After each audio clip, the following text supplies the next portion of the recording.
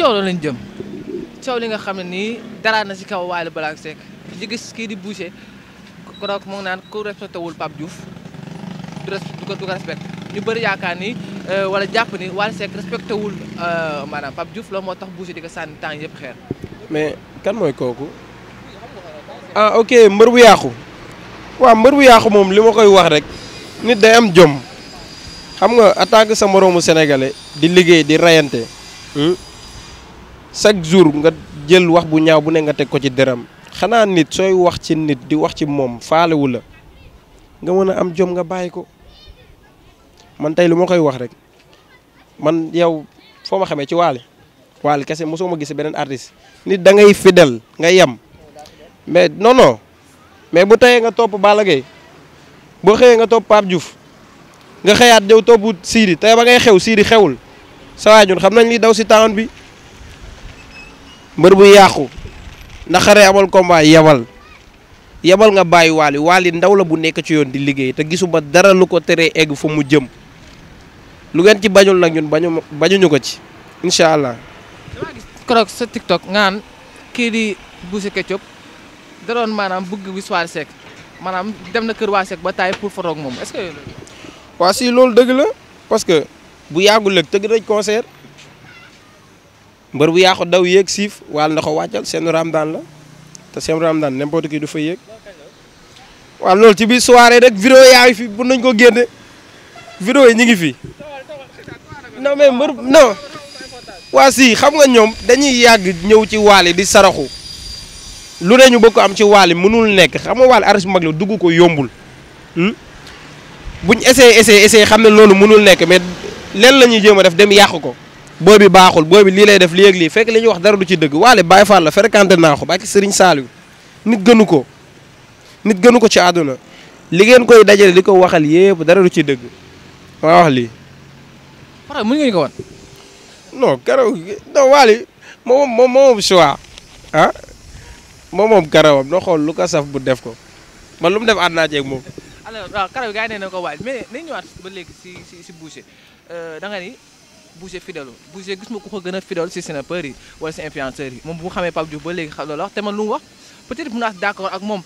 parce que gis nañ ñoo xam ne fa leen jógee ñëw si yéen waxul leen mais Boucher moom mu fidèle yam si Pape Diouf kese nga bëgg a xas. non sa waay yemul di da ngay gis muy ànd ak Aziz Ndiaye Balla Gaye ba amee combat doo fa gis mbër bu yàqu. waaw mais artistes yëpp Pape Diouf la si àndal. man ñaata artiste laa xamante naa ak Thiat Seck xamante naa ak Pagaye Mbaye Khadim ta artistes yu bëri mosoo ma gis seen soirée man soirée Wally léegi nga may gis. waaw mais siiw nga mais du ngeen benn. non pas siiw pas ay nekkuñu benn man ak Boucher benn lañ nit bu fekkee jàppale sa artiste kese boo la tax a jóg tey bañ ku jóge fee ñëw fii da ngay fidèle ci sa artiste ba pare looy wax nga doog ko wax waaw loolu la am lu ma koy wax na yem mbër bu yàqu yemal na xare amal combat bëri nga wax torop. mais dama gis nga dugal benn photo boo xam ne Boucher ak Ketchup ak kii di Wally Seck ñoo si àndoon. waaw li ma la expliqué rek tey jii ñoom ñoo daan daw di ñëw ci Wally di saraxu di ñaan ay photo biñ demee ba amatuñ buntu boobu noonu buntu buñ bëggoon ci Wally dañuy retourné waat dem di ko yàq ñu si bëri ñi ngay gis ni tey lii moo leen dal chaque jour ñu génn ci média yi di wax naan Wally lii fekk ne yow loolu amul tey dañuy woo Wally jotuñ ko wala ñu dem këram ñu tëj leen ci buntu bi ñu génn di ko yàq. mais yéen lu ngeen bañ si la Omaro ñëw Omaro gis nga ko mu jógee fenn ñëw te moom ñu dàqoon xas Wally si la bokk donc te yéen tegu leen. non Omaro ak Wally deret la te xam nga des fois nit day juum xëy na dafa juumoo dañ ko liggéeyoon xam nga man ñooñu seen label boobu moom dafa ma xaw a jaaxal quoi parce que naajo rek fan yii passé yaa gis lu ko dal du ma ni kenn la nag mais ñoom seen label dafa doy waar trop naajo sama xarit bi maa ngi koy ñaanal jàmm moom tamit doomu Parcelles la. dama doy waar. non label bi doy na waar am jàppal fii déggal fii liggéeyante bi mel ne tu leeg màlle. benn preuve kan yoo xam ne preuve parce que man xam naa la fa nekk jaar naa fa. nga jógee ñëw fii. non pas foofu nga jógewu ma ñëw fii dama fa jaar dama xam lu fa ne parce que damaa dem seen concert ba taay xam naa leen. yaay fàttaliku challenge Fatou Sall Sike Dieng maa ko di Birane Ndiaye man maa ko defoon maag ba da naajo mais yi ñu waxoon yi ci biir yëpp dara du ci dëgg moo tax ma jóge foofu ñëw fukki si Wally ba pare fas yéene fidèle ci moom liggéeyal ko noonu la affaire yi demee. lan la leen waxoon. mais xam nga ñoo def challenge bi après mu woñu nee na dinaa leen jox 100000 francs Sidi Diop après ñu ñëw soirée mu jox ñu 100000 francs deuxième soirée am ñu tëgg ko stade bi nekk Médina biñ demee ba foofu bëgg a yéeg jouer gars yi tey ñu si porte bi yaa ngi dégg ñu xëy suba ñëw kër Sidi fekk ko fa muy watu mu gis ñu xam lu ñu wax dem leen nekkuma fi loolu la wax gardien bi loolu nit dina ko wax nit kenn du ko toroxal mu toroxal ni boobu laa nee Bada man bàyyi naa teg sama tànk kër Sidi ba nii may wax ak yow teguma fa sama tànk te li ma lay wax maa ko dund ak Sidi fréquenté naa ko tamit place bu Baye Niass Lascar Pa lijjanti wuñu waaw mais tamit man ku ma lijjantiwul man su may dem damay dem fi nga ma yëgee ci artiste bi ma bëgg te Wally damaa bëgg yëg ma nekk doomam respecté na ma waaw di la affaire yi demee. mais est-ce que yow tamit maanaam da nga dem si Sidi Diop neexul moo tax nga ne xaar ma viré si Wally Seck. non pas neex boobu man Sidi Bada laa doon àndal man Sidi bëgguma woon bokk estafa bëgguma woon bokk ci daraam dama daan dem soirée daan baal comme ñëpp mais bi ma demee ba focus ci Wally invité nañ ma soirée yoo mos xaaj bi fii yi am fii Almadi dañ may invité mais yàlla xam ne du ma fa teg sama tànk parce que man Wally rek Wally laay liggéeyal Wally laa bëgg Wally laa gëm lu mu def ànd naa ci ak moom futur président 2024. caaxaan képp ngeen nekk alors dañuy ñëw maanaam presque duñu des si waxtu waa maanaam waratul bëri wax nga ko sànq beneen keneen ki nga xam ne nii moom tamit jóge na si Wally muy kii di Ameth Thiou temps yi ngi gis benn ex faw tamit génn tamit def ay révélation yu doy waar si moom na nga gisee yu mel noonu moo ko diggante ak waaw diggante Ameth Thiou ak Wally dama la si wax lu tuuti rek parce que bëgguma si sori quoi Ameth papay Wally la ñoom ñaar bi ñuy ànd dama wax sa fekkewu ma juddooguma kon bu ma ci wax dama ci wax lu ma xam ñaar ñuy ànd moom du ñaax ñu laale te Wally Baye Fall la te xam naa ni trop tard dinañ àndat incha allah bëñ ak làmmiñ ñoo dëgg te foog ñu laale xam nga man daal yàlla na la yàlla defal jàmm ñoom ñaar ñëpp